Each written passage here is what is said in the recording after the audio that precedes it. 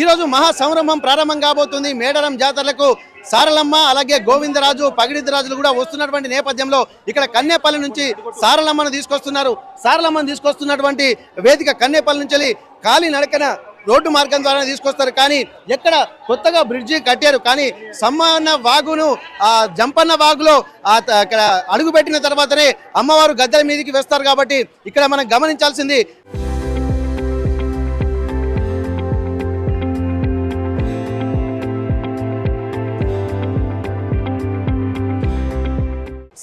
సారలమ్మ వచ్చేటువంటి మార్గంలో ఇక్కడ పైన బ్రిడ్జ్ కట్టారు కోట్లు పెట్టి. కానీ అక్కడి నుండి సమ్మక్క సారలమ్మ రారు. కేవలము మనం చూస్తున్నటువంటి ఈ వాగు నుండే వస్తూ ఉంటారు. ఇప్పుడు చూస్తున్నటువంటి ఇక్కడ ఎర్ర జెండాలు పాతినటువంటి ఈ ప్రాంతం అంతా సారలమ్మ రావడానికి కూడా వస్తుంది. మనం చూస్తున్నాం ఒక్కసారి ఏర్పాట్లు కూడా ఇక్కడ ఎవరు రాకుండా ఆ పోలీసులు కూడా అన్ని ఏర్పాట్లు చేస్తున్నారు. ఇక్కడ SDRF బృందాలు అలాగే పోలీసులు కూడా సమన్వయంతో ఇక్కడ చేస్తున్నటువంటి పరిస్థితి. సారలమ్మను తీసుకురావడానికి కూడా ఈ మధ్యలో ఎవరు అడ్డు రాకుండా ఉండడం కోసం ఇక్కడ సారలమ్మను తీసుకొచ్చేటువంటి ఈ దారి గుండానే మనం వస్తున్నారు. కాబట్టి ఈ దారి గుండానే వస్తున్నారు. ఒక్కసారి వద్దదు ఎట్లాంటి పరిస్థితులు ఉన్నాయో ఒక్కసారి మనం చూద్దాము. సారలమ్మను ఇక్కడ SDRF బృందాలతో పాటు మిగిలినటువంటి వాళ్ళు పోలీసు బలగాలు కూడా తీసుకొస్తున్నటువంటి పరిస్థితుల నడుమ ఎట్లాంటి పరిస్థితులు ఉండబోతున్నాయి ఇక్కడ SDRF బృందాలతో మనం మాట్లాడదాం.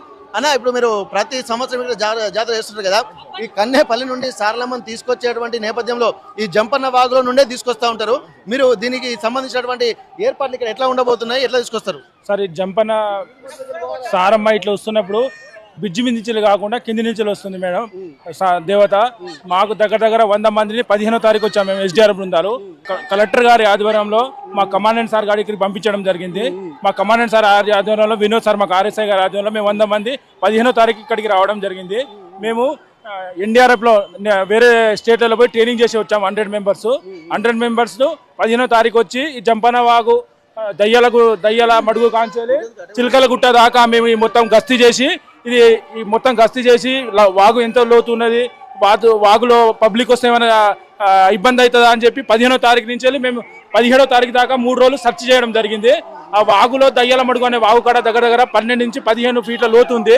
అక్కడ మా బోట్ ఇన్స్టాల్ చేసాం, 2 బోట్లు. అక్కడ పబ్లిక్ ఏం కాకుండా అక్కడ ఒక 10 మంది ప్లస్ మన కొత్తూరు బ్రిడ్జి కాడ అక్కడ కూడా కొంచెం లోతు ఉండడం జరిగింది. గత 3 days బ్యాక్ అక్కడ 3 మెంబర్స్ లోతులో పడి మామూలుగా సడన్ గా లోతులో పడి 3గురిని కాపాడడం జరిగింది 3 days బ్యాక్.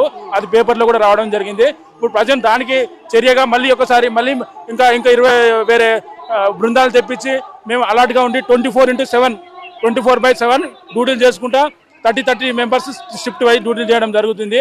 ఎవరు ఏమైనా ఎమర్జెన్సీ ఉన్న మా బోర్డుతోని ఇక్కడ నుంచి మన లోతైన కొత్తూరు బ్రిడ్జి కాంచాలి చిలకల గుట్ట దాకా ఈ బోట్లు రన్ అవుతూ ఉంటాయి.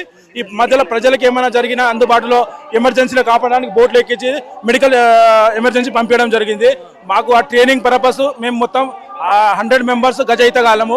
ఏది ఏమైనా మేము ఏ ప్రజలకి ఏం హాని కలగకుండా మంచిగా ఎవరికి ఏం లేకుండా మేము సేవ చేయడం, మాకు ఈ సమ్మక్క సారకు సేవ చేయడం కూడా మా 100 మంది అదృష్టమే. ఇక్కడ డ్యూటీ పడడం కూడా మా ప్రజలను సేవ చేయడం చాలా అదృష్టంగా భావిస్తున్నాను.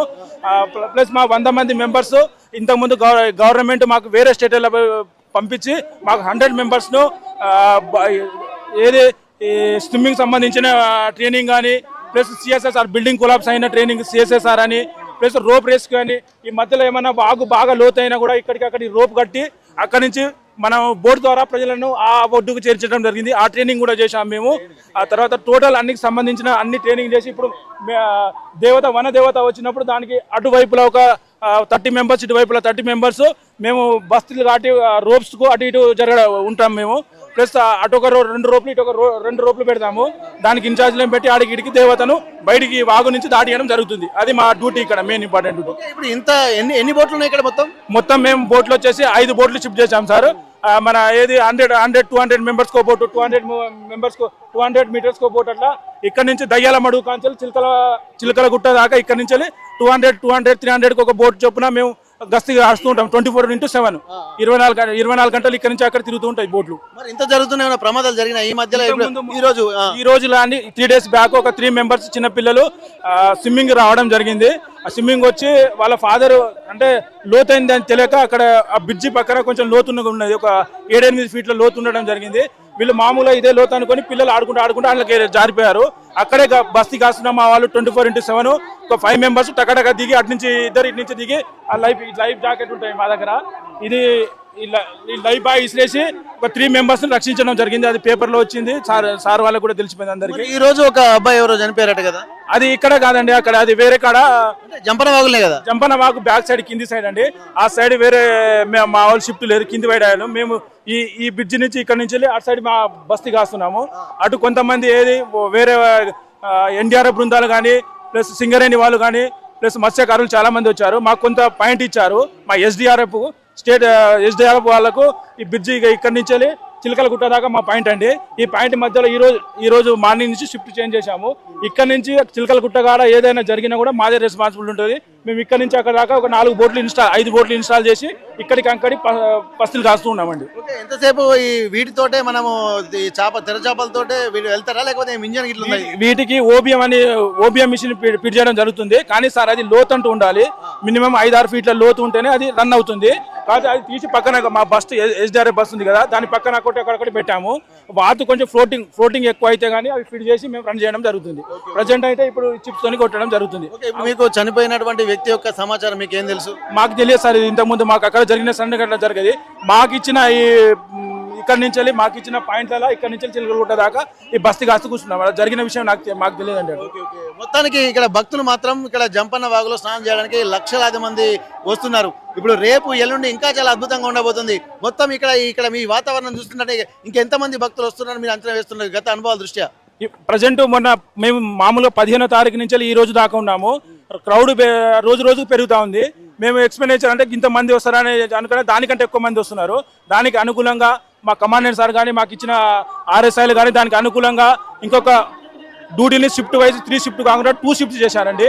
ఈ క్రౌడ్ను చూసి ఇప్పుడు 2 షిఫ్ట్స్ చేశారు. ఇంతకుముందు 30 మెంబర్స్ వచ్చేది. ఇప్పుడు ప్రజెంట్ 40-45 మంది నుంచి 50 మంది దాకా వస్తున్నాం. 2 షిఫ్ట్లు చేశారండి. 24/7 మేము ఉంటున్నాము. భక్తులు ఎక్కువైన కొద్దీ అందరు కూడా డ్యూటీ చేయడం జరుగుతుంది. నిజంగా ఎందుకంటే కోట్లాది మంది భక్తులు వస్తుంటున్నప్పుడు ఎంతో ప్రమాదపు అంచులనే ఉండొచ్చు. ఎందుకంటే నీళ్ళలోకి వెళ్ళిన తర్వాత చిన్నపిల్లలు ఉంటారు, అలాగే కొంత తెలిసి తెలవక లోతు కూడా ఉంటుంది. ఎందుకంటే వచ్చే వాటర్ ఫ్లోట్ కూడా అప్పటి వరకు చదును చేసినటువంటి ప్రాంతం అంతా కూడా ఒక్కొక్క దగ్గర వాటర్ ఫ్లోటింగ్ పెరిగినప్పుడు ఆ మట్టి కొట్టుకుపోయి లోతు అయ్యేటువంటి ఆ ప్రమాదం కూడా ఉంటుంది. కాబట్టి అది తెలియక కొంతమంది ఇదివరకు కూడా 3 ప్రమాదం బారిన పడితే ఎస్డిఆర్ఎఫ్ బృందాలు రక్షించాయి. కానీ ఈ రోజు మాత్రం ఇక్కడ ఏం ప్రాంతం అది కొత్తూరు, ఈ రోజు మాత్రం కొత్తూరు బ్రిడ్జ్ దగ్గర ఒక వ్యక్తి అక్కడ నీళ్ళలో పడి జంపన్న వాగులోనే పడి అక్కడ మృత్యువాత పడినటువంటి పరిస్థితి. కానీ వచ్చేటువంటి భక్తులు మాత్రం అప్రమత్తంగా ఉండాల్సినటువంటి పరిస్థితి కనిపిస్తుంది. ఏదేమైనప్పటికీ కూడా ఇంతటి ఒక మహా సంరంభం జరుగుతున్నటువంటి నేపథ్యంలో అమ్మవారిని భక్తి శ్రద్ధలతో కొలుచుకున్నటువంటి క్రమంలో తమను తాము కూడా సంరక్షించుకోవాల్సినటువంటి బాధ్యత, జాగ్రత్తగా ఉండాల్సినటువంటి అవసరం కూడా ఇక్కడ ఖచ్చితంగా ఉంటుంది. ఎంతమంది మనకు సర్వీస్ చేస్తున్నారని కాదు, మనము మన కోసం ఏం చేస్తున్నాం అన్నది కూడా ఇక్కడ గమనించుకోవాల్సి ఉంటుంది. ప్రతి ఒక్క భక్తుడు స్వీయ నియంత్రణతో భక్తి ప్రపత్తులతో ఇక్కడ జాతరకు పేరు తెచ్చే విధంగా ఉండాలి. చిన్న సంఘటనలతోటి ప్రమాదపు అంచున వెళ్ళి ప్రమాదాలు తెచ్చుకోకూడదు అన్నటువంటి విజ్ఞప్తిని కూడా ఎస్డిఆర్ఎఫ్ బృందాలు చేస్తున్నటువంటి పరిస్థితి. మేడారం జంపన వాగు నుండి కెమెరా పర్సన్ వంశీతో Venkataratnam, RTV Warangal. Local to global news at your finger tips. మీ చేతిలో ఒక ఆయుధం. Download raw TV app. Media legend Ravi Prakash is back.